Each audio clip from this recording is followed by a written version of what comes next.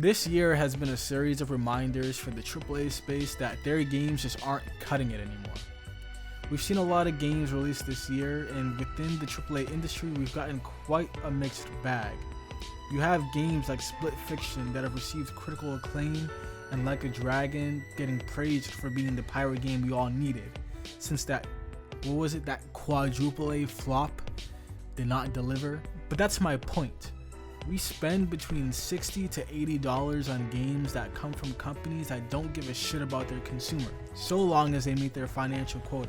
And hang on to that thought, by the way, because we'll be coming back to that. I decided to make one of the most basic spreadsheets known to mankind, okay? One of the most basic, generic looking spreadsheets ever, to get a general sense of how well these games did both financially and from the eyes of the public. Now, this sheet isn't any hard evidence. I mean, it really is only the result of multiple 2-minute Google searches. So while the numbers, I will say the numbers are fairly accurate. Okay, it's not like I just half-assed this. I made sure that they were at least a little bit at least accurate. While the numbers here may be accurate, they are all certainly outdated by now. But that should not be a surprise to anybody who knows how sales works. Honestly, anyone who knows how numbers works. Now, I want to talk about $70 games for a second, because if you don't remember, 2K21 was the first game of this generation to increase their price from $60 to $70.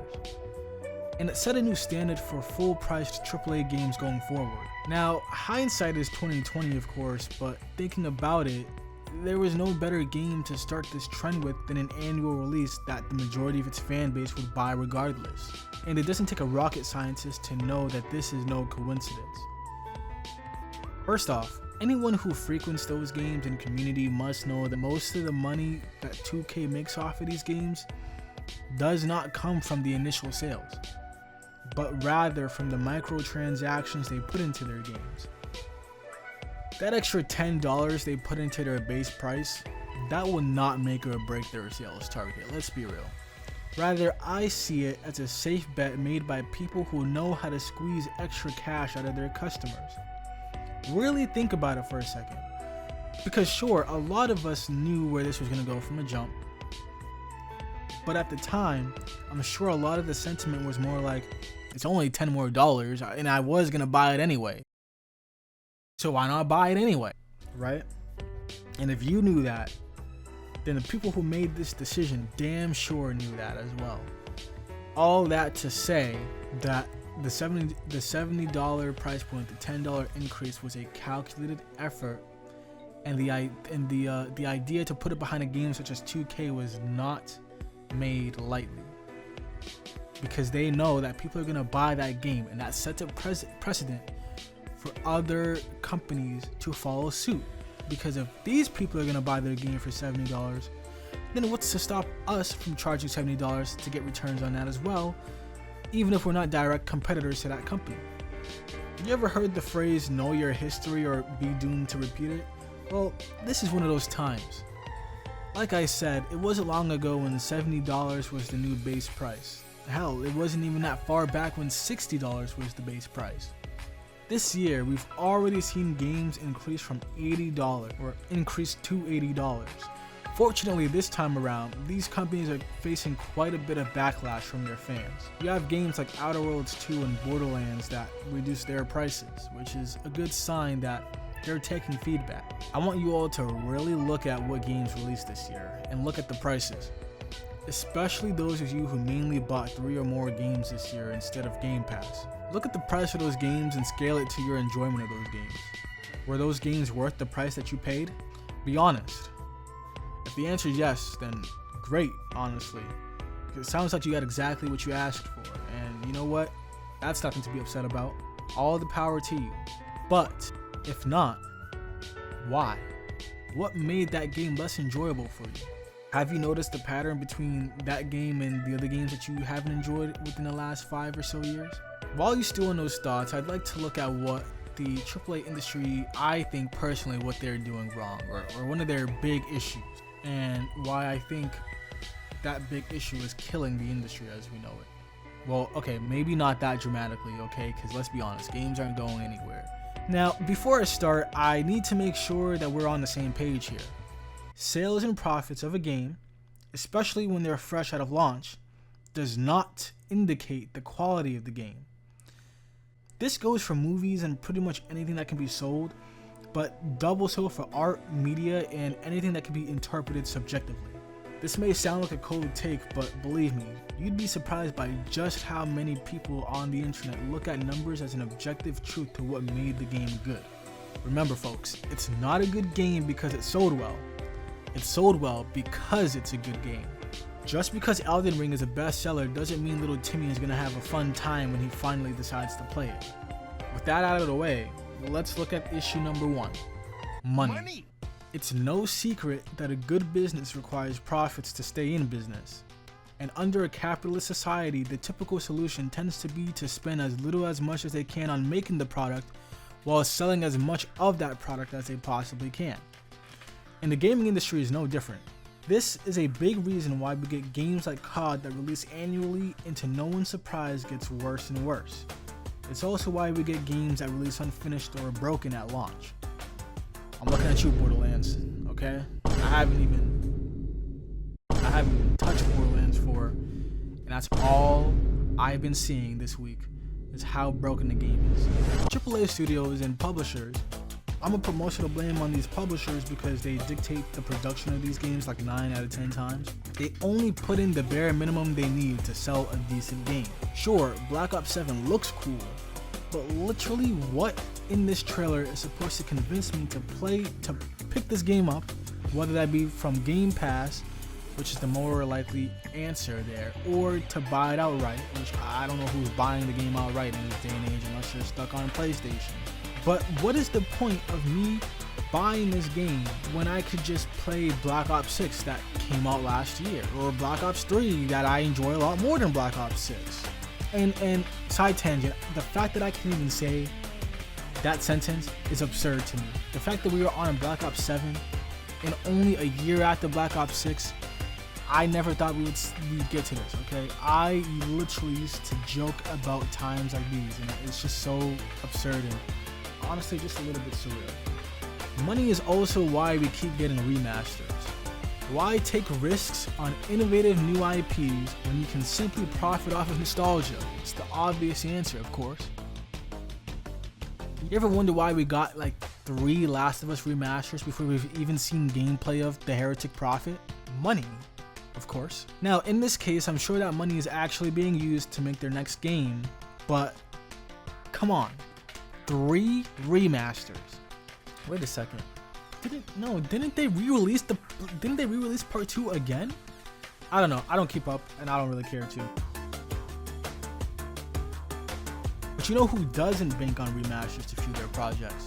Indie devs. You see, indie devs don't always have the stable income from their game. And if they're brand new, grabbing attention on their project alone is its own feat. They don't have the luxury to make safe bets, so they don't. It's because of that risk they take that we get games like Hollow Knight, like Undertale, like Celeste. Just this year alone, we got Promise Mascot Agency, Date Everything, Schedule 1, Haste, Literal Peak, okay? And those are just the ones that grab their attention. Expedition 33 may be a AA game, and I'd honestly argue that the scope and scale of the game is on par with AAA games, but with that, it may be hard to remember that it came from an independent studio of roughly 30 people, who not only wanted to make something unique, but make something that resonated with them, and that is important. I don't like saying the other T, but the T is in there. Is that T silent? Whatever. These are people who literally saw quadruple A Ubisoft, never letting that down by the way, make their safe bets time and time again on Assassin's Creed, Rainbow Six Siege, and actual NFTs. We're still doing NFTs in 2025, and that's incredible. And they decided to leave and take a risk on themselves, their team, and their vision. Look how that turned out for them. At the end of the day, I gotta commend these indie devs, because most of the time these are people who have to do this on their own free time. Some indie studios have established stable employment where they get paid to work on these smaller games, but especially for those starting out, that is not the case. These people are taking genuine risks on their livelihoods by spending years on a game that could sell anywhere between 10 copies and 1,000,000 copies. People like to compare these endeavors to winning the lottery. However, I think it's more accurate to compare it to gambling at a casino. Because while it is a game of chance, there are still methods and strategies you can implement that narrow your chances of success. So then, what can AAA studios take away from the indie scene? My answer would be to take more risks and start trying new ideas. Concepts and ideas are always evolving, and this is no different in the indie scene. We had social team-based games trend from Among Us to Lethal Company to Repo and now to Peak. All of these games take the concept of taking a party of people and having them work together, and they all do something different enough to where one game doesn't really replace the other. People will still go and play Peak today and then play Among Us the next. How many of you that still play COD today go out of their way to play another Black Ops or Modern Warfare game? If you don't, I don't blame you, because these games weren't designed to make you come back to them. They were designed to make you want to move on to the next big thing that comes out the next year, forgetting about all the progress that you spent. I think the first time this kind of hit me was when I was so close to hitting Dark Matter for the first time in Black Ops 4. I put in so many hours into getting Diamond for assault rifles, for SMGs, for LMGs, for sniper rifles. Battle rifles were almost done. I was so close to getting Dark Matter, and then the next game came out. I think that was Modern Warfare at the time. And I was excited for Modern Warfare, but at the same time, I was really thinking like, I spent hours on this game, spent my, well, it wasn't hard earned, it wasn't even my money at the time, but I spent hours on the game, I spent money on the game, just for all of that shit to be forgotten next year because they were switching engines, switching studios, and switching stories, you know, because it's Modern Warfare, not Black Ops, you know. So all that hard work that I put, all those hours that I put into that game were for naught, because I would not be going back to Black Ops 4 after Modern Warfare came out. Why would I? Now I could boot up Black Ops 4 right now. Why would I? Who plays that anymore, dude? Who wants to play that anymore? You know what I'm saying? It's so outdated at this point that it's crazy to think that we are accustomed to this. Like, and this goes for this is a side tangent, by the way. I don't have this scripted, so I don't even know if I'm gonna put this in. But I just find it really weird that we have been conditioned into believing that we need to get the next new thing that comes out every year.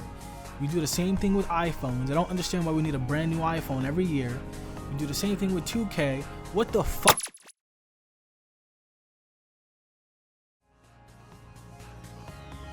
I ask you again though, how many of you have played Call of Duty, that still play Call of Duty, would go back to play a Black Ops 4 or a Black Ops 3 or a Black Ops 2 or Modern Warfare 3? Not the one that came out a couple years ago, the one that came out like 10 years ago. How many of you would go back and play those old games? If you even have a console or a PC that has the game.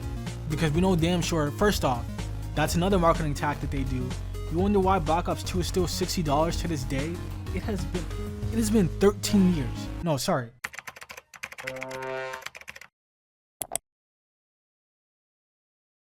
Yeah, no, it's been 13 years.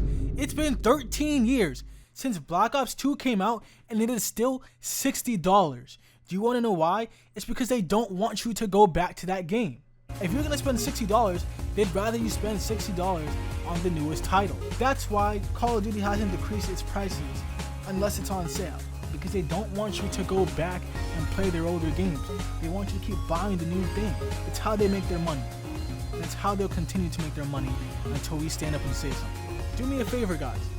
Look up the definition of insanity. Please. If you don't know the definition of insanity, look it up. Okay? Do yourself a favor and understand how you contribute to that. I'll say this now because I don't know how much I'm gonna use. I don't want this video to seem like I'm coming at gamers for playing the games that they enjoy. If you enjoy Call of Duty, that's fine. I'm not really coming at you. I just want you guys to realize that the more games you buy, the less these people are going to care about how you feel about them. Because at the end of the day, you're still gonna buy them. Now look, I know that risks are bad for business, so let me put it this way.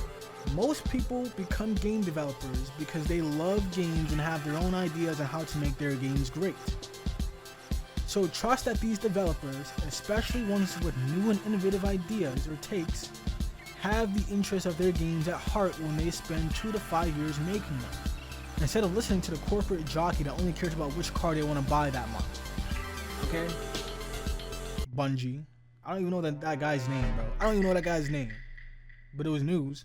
Now, don't misconstrue what I'm saying as me shitting on AAA games, even though that's exactly what I've been doing. Because if it wasn't for the AAA games of decades past, I wouldn't have the love I do for games now, nor the tolerance to even try obscure indie titles. I was the average teenager that would mainly spend my time playing GTA or COD, and the occasional Sony story game here or there like Uncharted or God of War. You wanna know what game broke that mold for me?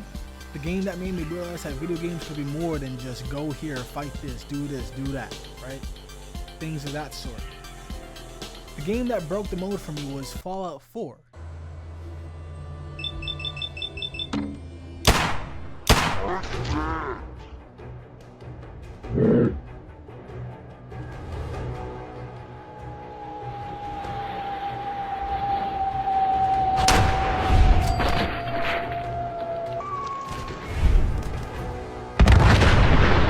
Yeah, I know.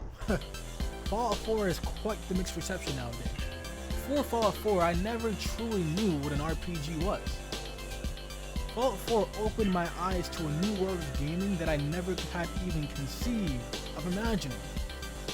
Hell, I'm sure there are even some of you that felt this way for the first time this year when you played the Oblivion remake this year. AAA games weren't always bad, and even now they're not even that bad. But what is bad regarding the industry is that publishers have lowered their standards for premium games while charging more for them. But we need to remind them that our standards have not changed, even when they gaslight us into thinking that we're the problem. Randy.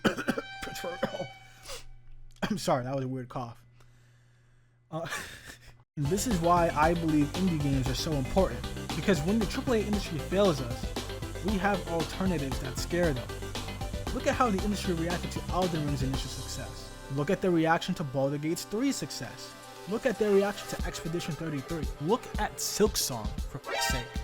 I don't know if I can put that in, but just look at Silksong. The reason why I pointed those games out is because if you look at the progress of these successful games, that, let's be honest, they're inevitable game of the years, right? When you look at the success of these games, each studio has become more and more independent throughout time. Elden Ring was from Software, and I believe that they're not an indie studio. I forgot who owns them. I think it's like Konami. I could be wrong, don't quote me. Baldur's Gate 3, Larian was more independent, but they were still not an indie like team, okay? And then you have Expedition 33 coming from Sandfall Interactive. That's a fully independent studio. And I have to be honest, if they don't win Game of the Year, then I think it's genuinely rigged.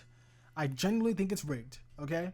And then you have Silksong by Team Cherry, a team of like 5 people, literally 5 people. Hard at work for the last like 8 years, making what I consider, actually I haven't played Silksong yet, I know, crucify me. But I would easily give that Indie Game of the Year. Consider me biased, okay, even though I haven't played the game.